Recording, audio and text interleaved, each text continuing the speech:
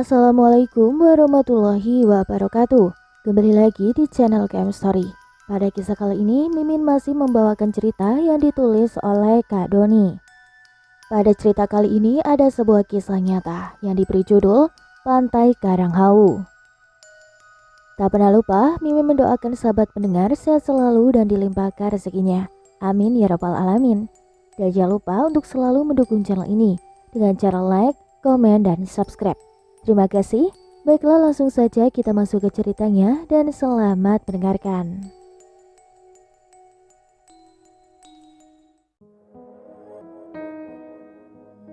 Tahun 2008 kejadian itu terjadi.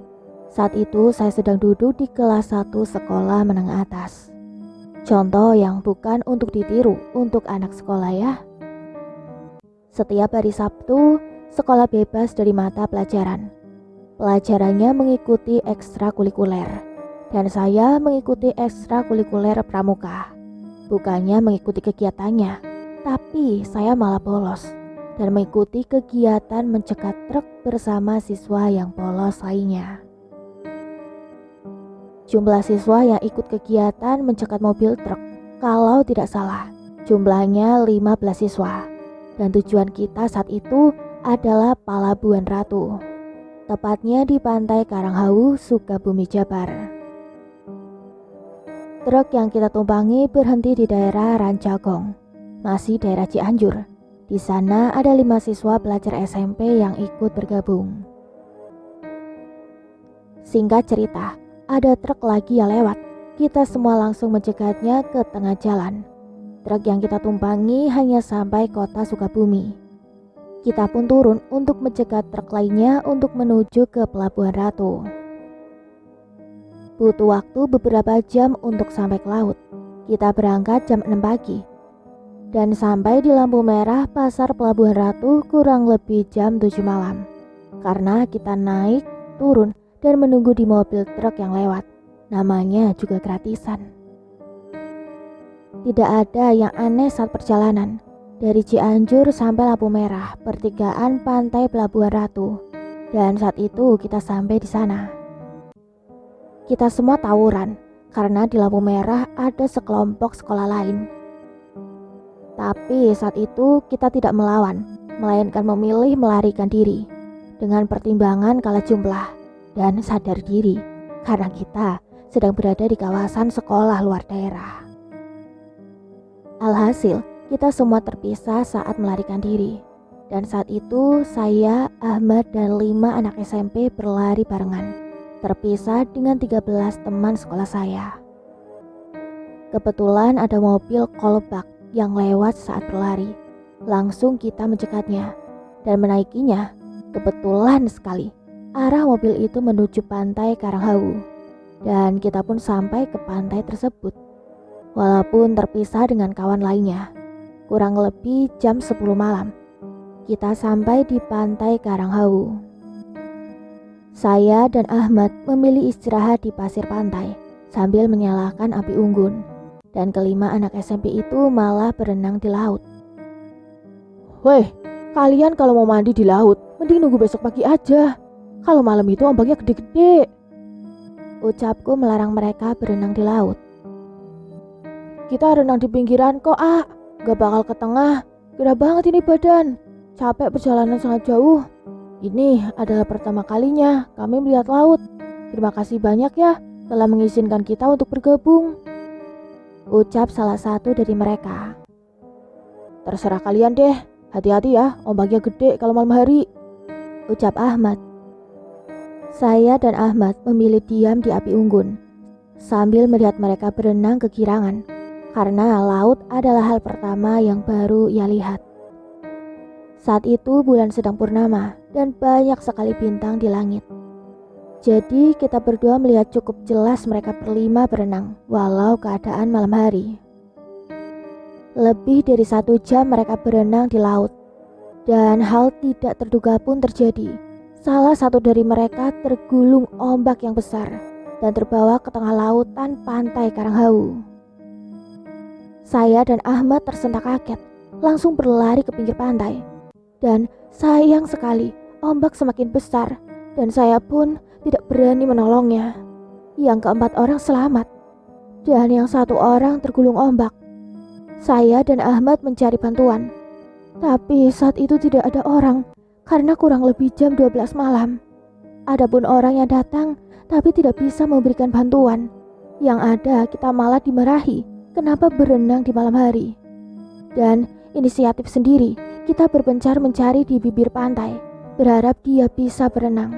Saya dan Ahmad mencari ke Karanghawu, dan 4 teman lainnya mencari ke bibir pantai sebelah kiri.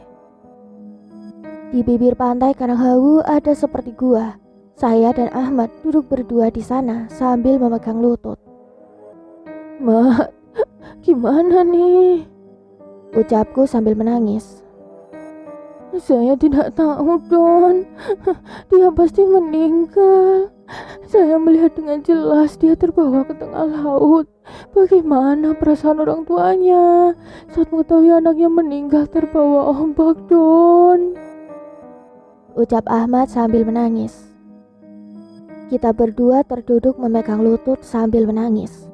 Menangis kesedihan yang amat dalam. Walaupun saya dan Ahmad tidak mengenal mereka, tapi kita berdua sangat bersedih akan apa yang dirasakan orang tuanya saat mengetahui anaknya terbawa ombak. Perkiraan saya waktu itu jam 2 malam.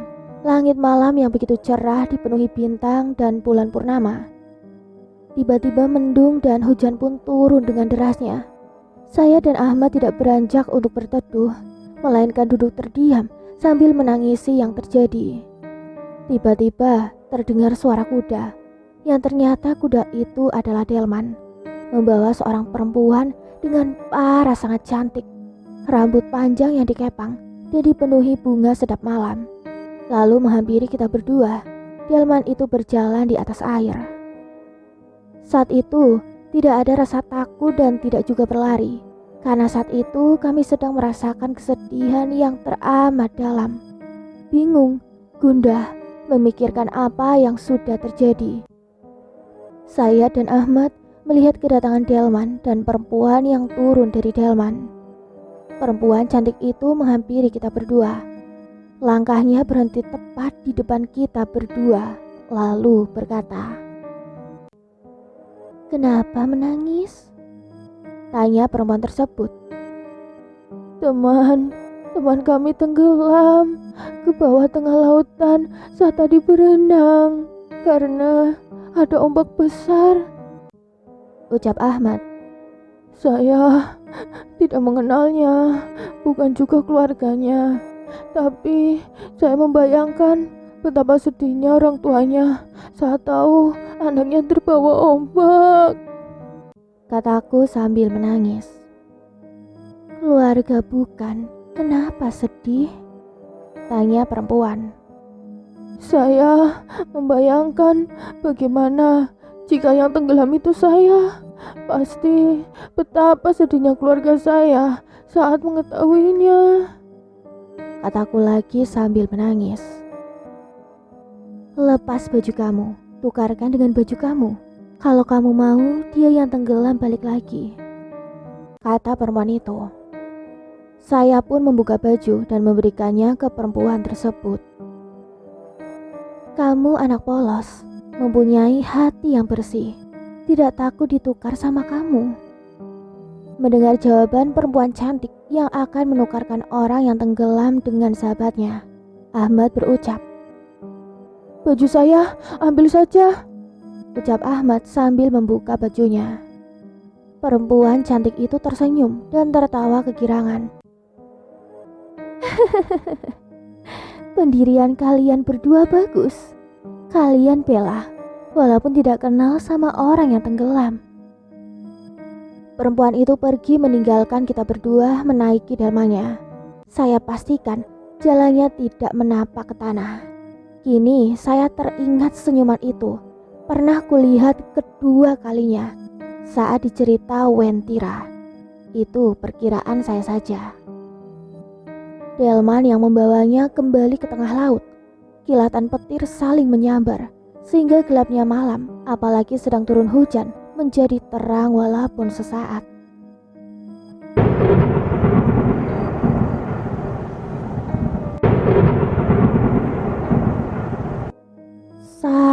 jelas terlihat di atas laut tersebut ada istana yang sangat megah, indah, dan mewah. "Mat, kamu lihat kan istananya?" ucapku sambil duduk memeluk kaki.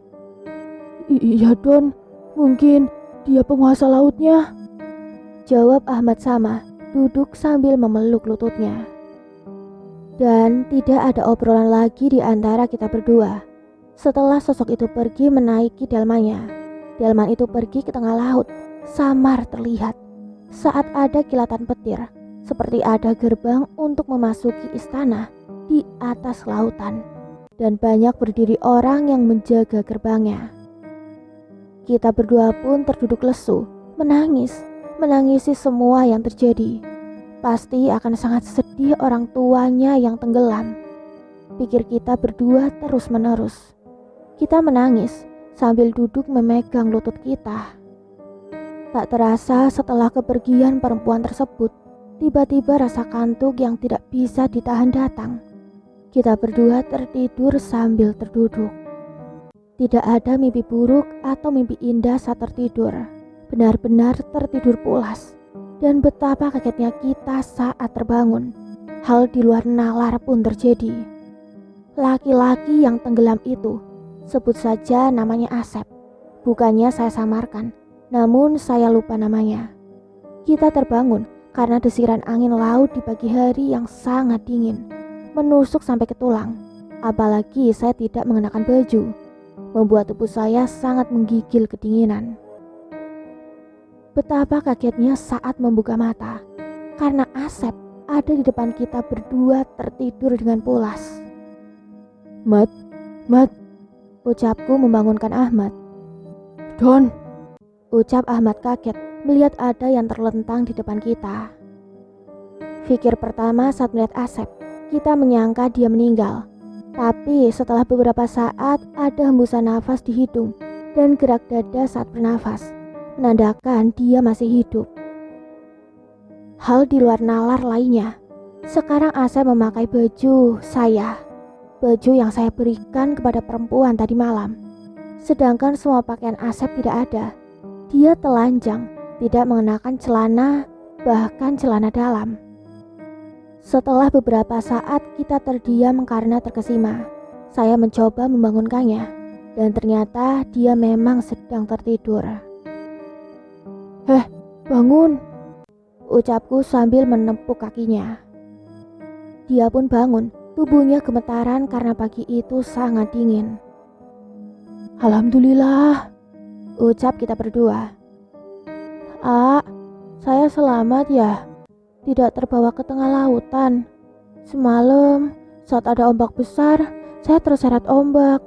Saya berusaha berenang, tapi tidak bisa, dan akhirnya tidak sadarkan diri.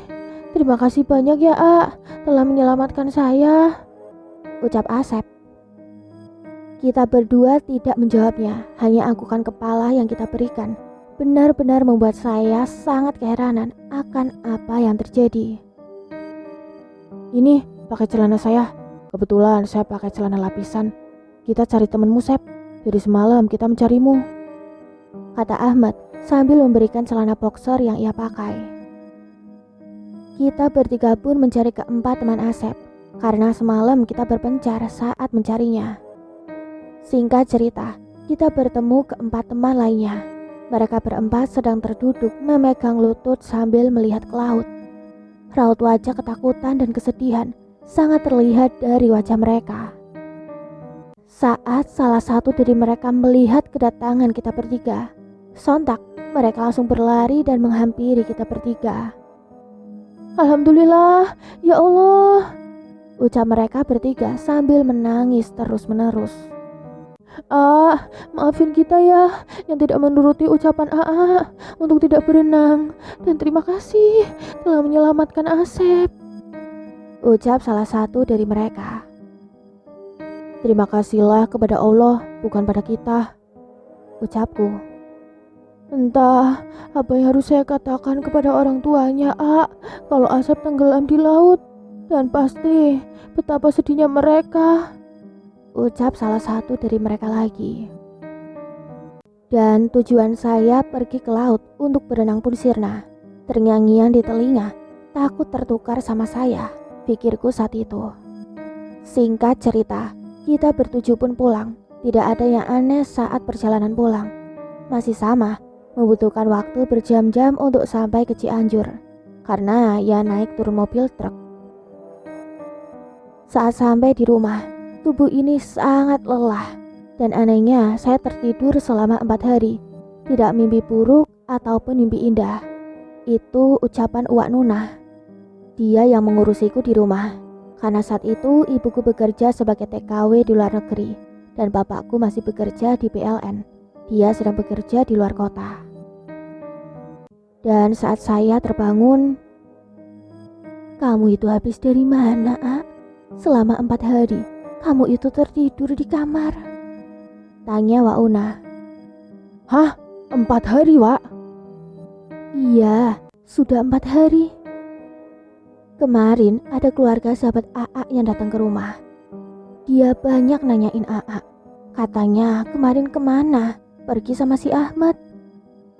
"Lah, si Ahmad kenapa dia?"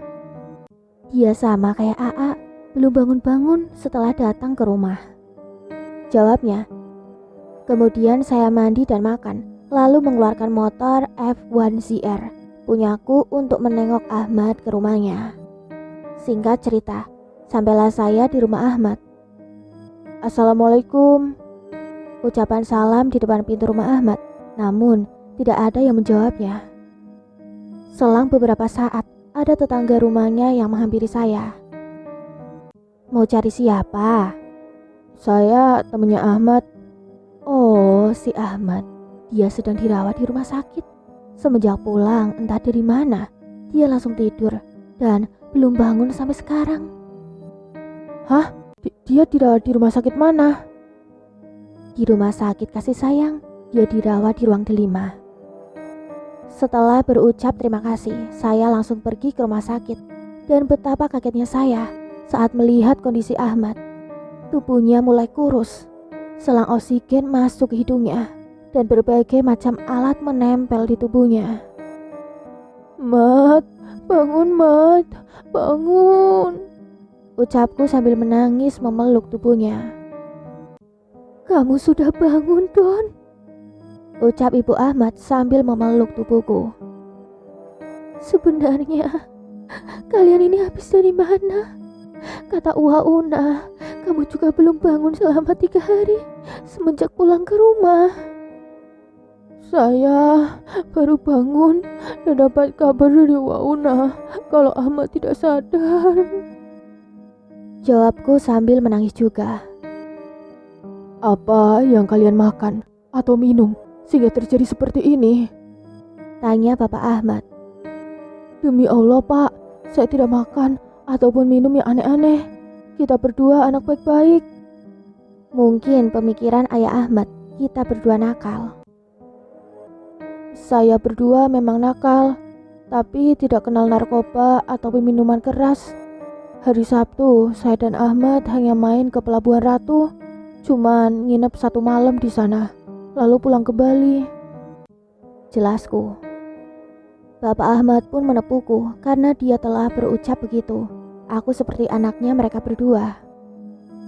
"Maafin Bapak ya, kita doakan supaya Ahmad cepat siuman," ucapnya sambil memelukku. Dan hari pun berganti. Di hari ke-7, Ahmad masih terbaring di rumah sakit dan belum sadarkan diri. Tepat di hari Minggu, saya memutuskan untuk pergi lagi ke laut, ke pantai Karanghawu dengan menggunakan sepeda motor. Waktu perjalanan hanya memerlukan 4 jam. Saya sampai di pinggir Karanghawu jam 12 siang. Saya duduk di pinggir pantai sambil melihat desiran ombak yang bolak-balik dan banyak orang yang berenang. Banyak sekali pengunjung pantai di hari itu, karena hari itu hari Minggu. Kenapa? Ucapku dalam hati sambil memikirkan semua yang telah terjadi. Dan saya ingat kembali saat terbangun Ahmad juga tidak memakai baju. Apa jangan-jangan dia tertukar denganku? pikirku terus menerus. Aku bangun dari dudukku sambil melepaskan baju dan celanaku, hanya menyisakan boxer celana pendek dari kain. Ambil ini, tukarkan kembali sahabat saya. Teriakku sambil melempar baju dan celana ke lautan. Dan tiba-tiba pantai yang sangat ramai oleh pengunjung menghilang. Ombak yang bolak-balik menjadi sangat tenang. Sebuah gerbang dan istana di belakangnya terlihat dengan jelas. Istana yang terbuat dari emas. Pintu gerbang istana tiba-tiba terbuka dan keluar sebuah kereta kuda yang ditumpangi Bapak Kusir menghampiriku. Ayo naik, kamu telah ditunggu Nyai, ucap Bapak Kusir setelah delman itu berada tepat di depanku. Tanpa pikir panjang, aku langsung menaiki delmannya. Dan saat tepat di depan gerbang, begitu banyak orang memakai pakaian tempo dulu, seperti seorang prajurit. Dan masuklah saya ke dalam gerbang, yang ternyata sebuah istana yang sangat megah, mewah, dan luas. Taman yang begitu indah dihiasi pohon dan bunga-bunga. Kereta kuda pun berhenti saat sampai di depan pintu masuk istana, yang ternyata di pintu masuk telah berdiri seorang perempuan berparas sangat cantik. Dia adalah perempuan yang kutemui saat bersama Ahmad di waktu ada teman kami yang tenggelam. Lambaian tangan seakan tanda agar saya menghampirinya. Saya pun bergegas turun dari delman, langsung kupeluk tubuhnya sambil menangis.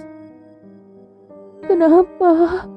Kau ambil sahabatku? Kenapa? Kenapa sekarang dia masih terbaring di rumah sakit dan belum sadarkan diri? Isak tangisku sambil memeluk tubuh perempuan yang sangat cantik. Sabar, dia pasti sadar. Saya tidak membawanya, jawabnya sambil mengusap pundakku. Sadarkan dia. Saya tidak mau sahabat saya kenapa-napa. Dia sedang makan, kamu lihat sendiri, ucapnya sambil menunjuk ke ruang makan. Saya langsung berlari dan memeluk Ahmad. Mat, ucapku sambil memeluk tubuhnya. Tapi tubuh Ahmad yang kupeluk tiba-tiba menghilang. Mat, ucapku sambil berteriak. kemana sahabatku? Bentakku sambil menengok perempuan cantik. Kini sahabatmu telah kembali, dan kini dia telah terbangun dari mimpinya. Jangan bohong, bentakku sambil menangis. Kemudian dia menghampiriku lalu memeluk tubuhku sambil berkata, saya tidak bohong, sekarang pulanglah. Jawabnya seakan menenangkan pikiranku dari kegundahan hatiku. Terima kasih, saya akan pulang. Pulanglah, naik kembali ke kereta kudanya, ucapnya sambil mengecup keningku. Dan aku pun kembali menaiki kereta kuda. Dan saat sampai di bibir pantai, setelah saya turun, tiba-tiba suasananya kembali berubah. Desir ombak menyadarkanku. Ramainya orang-orang yang berenang dan bermain di pantai kembali terlihat. Saya langsung bergegas kembali ke Cianjur. Jam 10 malam, saya sudah sampai di rumah sakit, yang ternyata kamar terbaringnya sahabatku telah kosong. Saat ditanyakan ke perawat, dia sudah pulang. Langsung aku ke rumahnya Ahmad, yang ternyata dia sedang makan. Langsung kupeluk erat tubuhnya, dan kini tubuhnya tidak menghilang. Demikian akhir kisah ini. Mohon maaf atas segala kekurangan. Terima kasih banyak atas doa dan support sahabat pendengar KM Story. Semoga sehat selalu dan lancar rezekinya. Amin ya rabbal alamin. Tunggu kisah lainnya di video selanjutnya. Mimin pamit undur diri. Wassalamualaikum warahmatullahi wabarakatuh.